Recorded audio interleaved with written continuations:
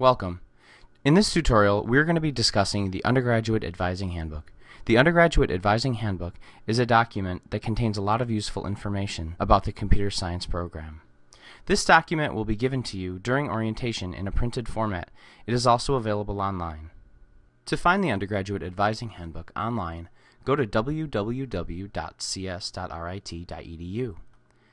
Then hover over the word Programs and Undergraduate. To the right, you'll notice a link that takes you to the handbook.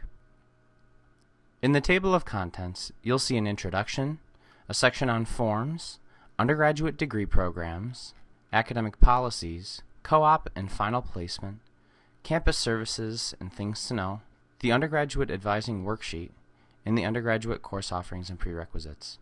We're only going to discuss a few of these things today, but make sure to take a look for more details. On page 2 of the handbook, you'll be introduced to the advising structure.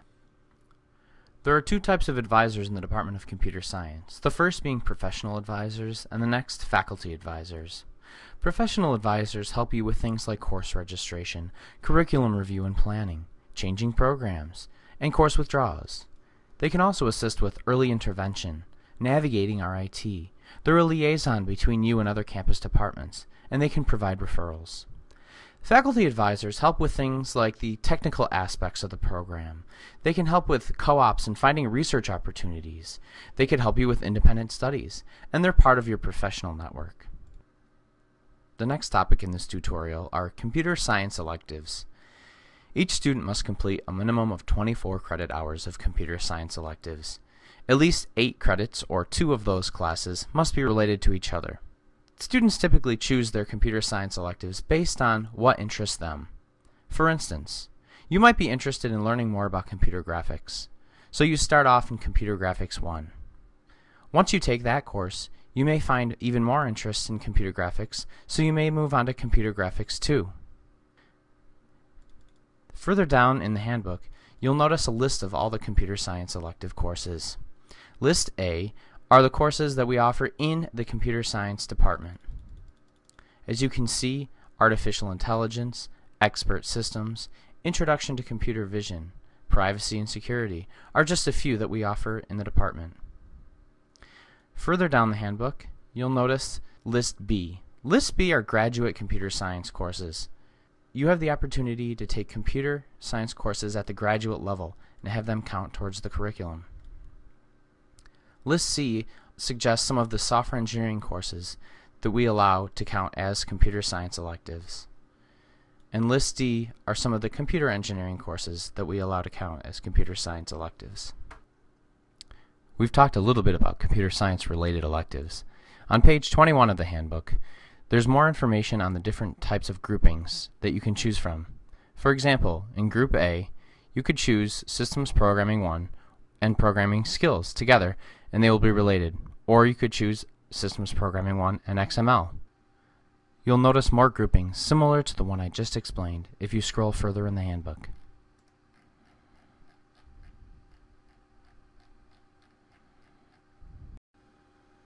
On an ad hoc basis, faculty often introduce new courses by teaching them the first few times as seminars under the 4003-590 number. These courses are generally acceptable as computer science electives and may also be related to other computer science courses. For these seminar courses, we've created different groupings to illustrate which CS electives are related to that seminar course. For instance, Enterprise Computing is related to Database Concepts, Secure Database Systems, and Introduction to Data Mining. A number of courses offered at RIT are not acceptable for credit toward a degree in computer science. Some of these courses are similar to courses you have to take anyways. Others are just not appropriate for our program. If you transfer into CS from another program at RIT, we will treat these courses on a case-by-case basis. But once you've gotten into CS, you cannot take these courses for credit. In this handbook, we call this group of courses forbidden courses. There's another group of courses that we consider redundant or inappropriate. These courses may be considered too elementary or may teach material that we believe computer science majors should be able to learn on their own. See the list below.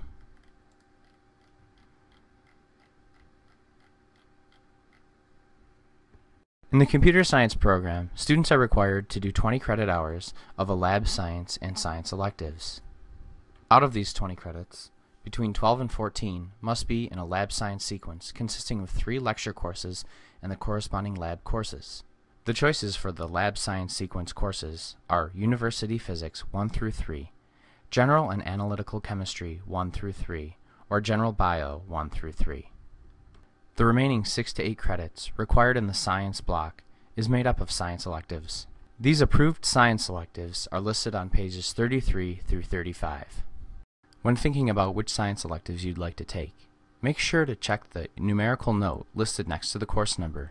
For example, College Physics 1 through 3 has a numerical code of 7 next to that. If you scroll down further in the handbook, you'll see that the 7 note says, "These courses will not count as science electives or free electives if a student takes university physics courses or receives transfer or AP credit for university physics courses."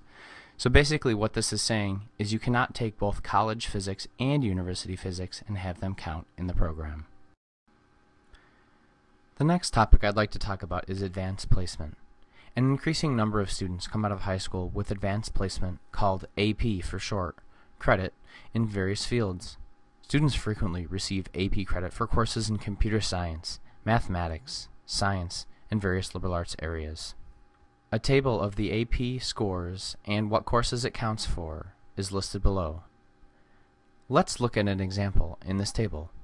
For instance, calculus, the AB test. If you were to receive a grade of 4 or 5, you will get 4 credits towards project-based Calc 1. If you took the BC exam for calculus and got a 3, you would get 4 credits of project-based Calc 1. If you received a 4 grade, you would get 8 credits of project-based Calc 1 and 2. And if you received a 5 grade, you would receive 12 credits of project-based Calc 1, 2, and 3. As you know, the computer science program is a 5-year program. In order to compute your year level, please see page 42. As you can see on this chart, a student who earns between 0 and 39 credit hours is considered a first year. Between 40 and 83 credit hours is a second year.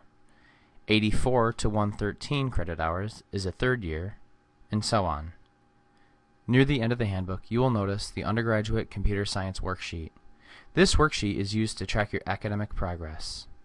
We will go over this worksheet in much more detail during orientation, but it might be helpful for you to just take a look at it and become familiar with it. The next page in the handbook is our undergraduate course offerings. This is a list of all of the computer science courses and when we think we're going to be offering them, as well as the prerequisites. For instance, Operating Systems 1 in the winter will be offered in the day and the night, but in the spring it'll only be offered in the day. This was a brief summary of the Computer Science Undergraduate Advising Handbook.